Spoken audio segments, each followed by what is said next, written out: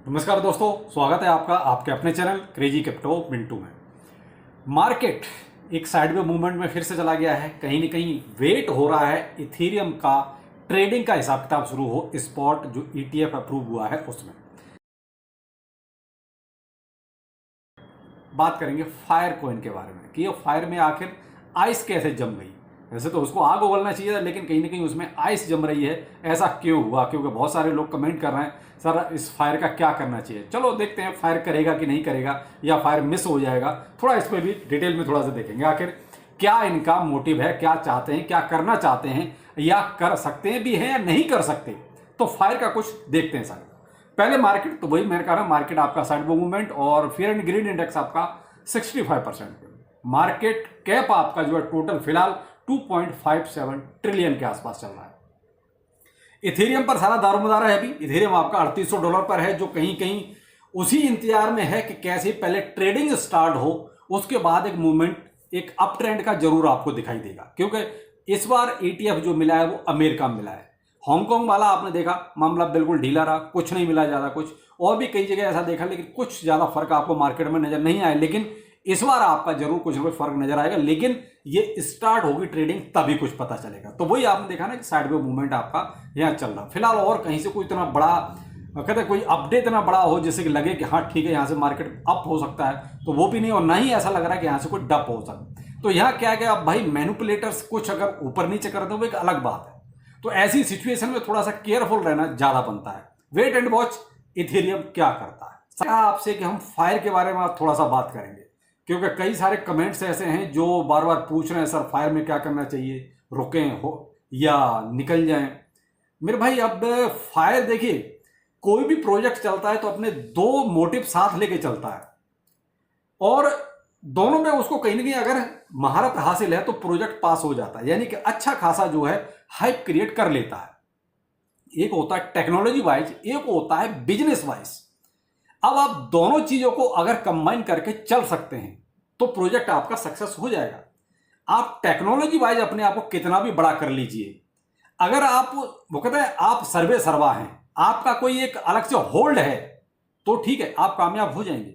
लेकिन अगर आप ये कहो कि आप एक गन्ने के खेत में घुस गए, तो मेरे भाई वहां पहले से बहुत सारे गन्ने हैं, और आप अगर ये ढूंढो कि मैं उसमें सबसे मोटा गन्ना ढूंढ लूं, तो वो पॉसिबल ही नहीं है।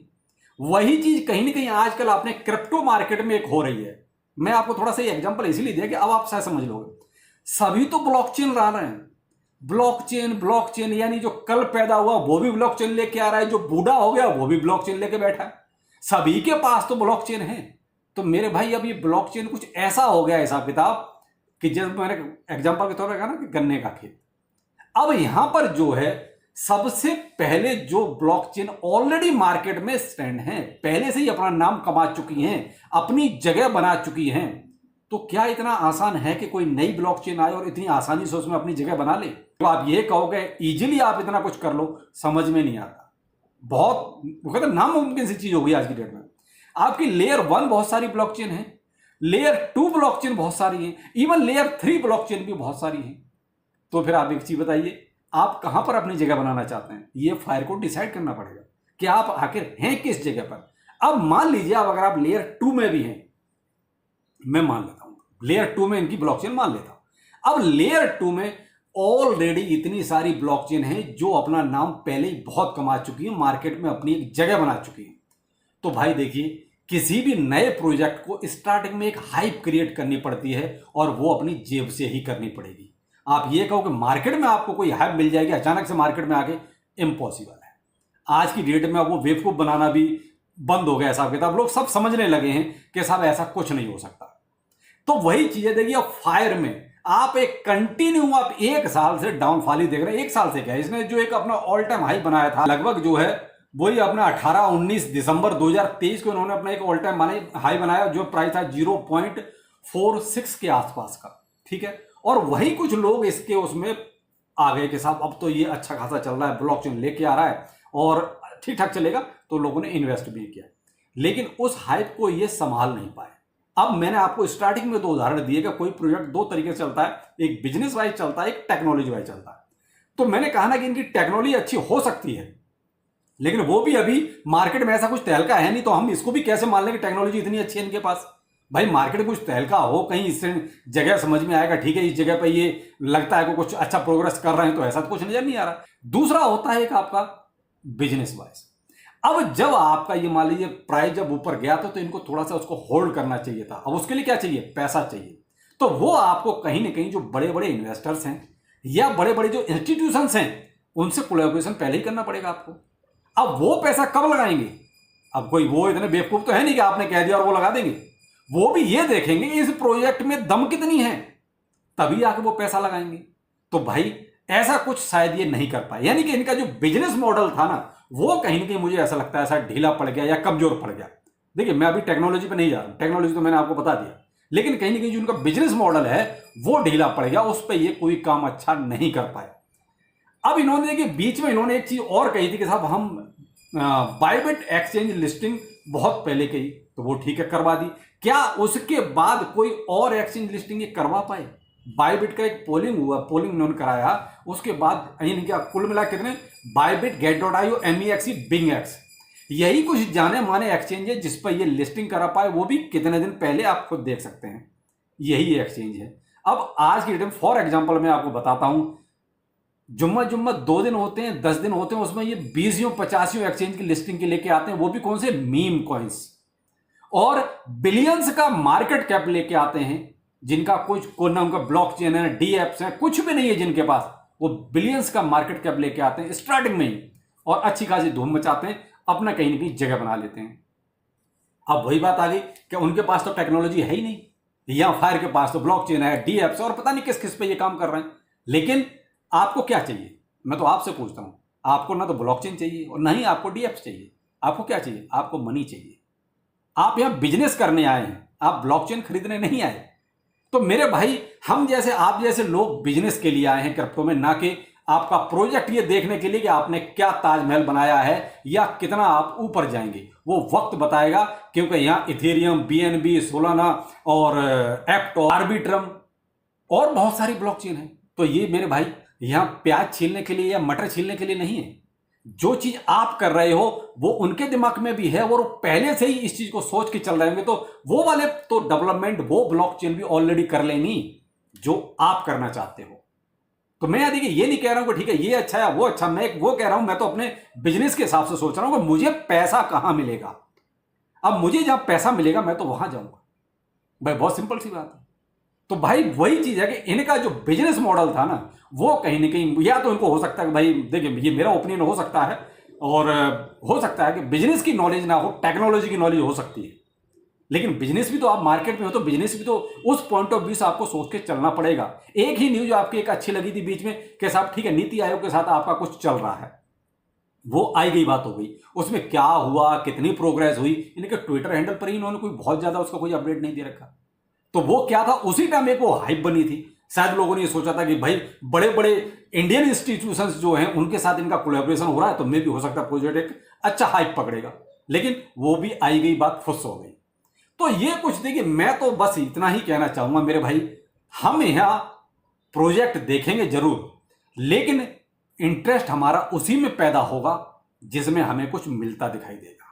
और इतना पेशेंस आज की डेट में किसी में नहीं है कि ठीक है आज हमने इन्वेस्टमेंट कर दिया और 10 साल बाद देखेंगे क्या होगा प्रोजेक्ट में।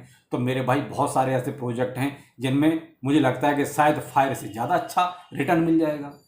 मैं किसी का भी नाम लेना नहीं चाहूँगा, लेकिन मैं इतना अपने बिजनेस वाइज अपने पैसे के हिसाब से अगर सोचूं तो मुझे लगता है कि वो और बहुत सारे प्रोजेक्ट हैं।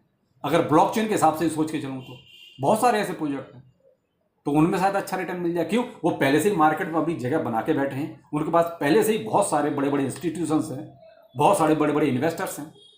तो भाई ये डिपेंड आप पर करता है कि आप अपने पैसे को कहाँ और कैसे लगाना चाहते हो। तो अब रहेगी बात भाई फायर में क्या करना चाहिए। तो मेरे भाई मेरे पास भी था, ऐसा नहीं था कि मेरे पास नहीं था, मेरे पास था। जैसे ही मुझे इसमें ये दिखाई दिया कि भाई इनमें कोई बहुत ज़्यादा दम मुझे नजर नहीं आ रही है, तो भाई देखिए मैं अपना पैसा लगाऊंगा तो 10 बार सोचूंगा।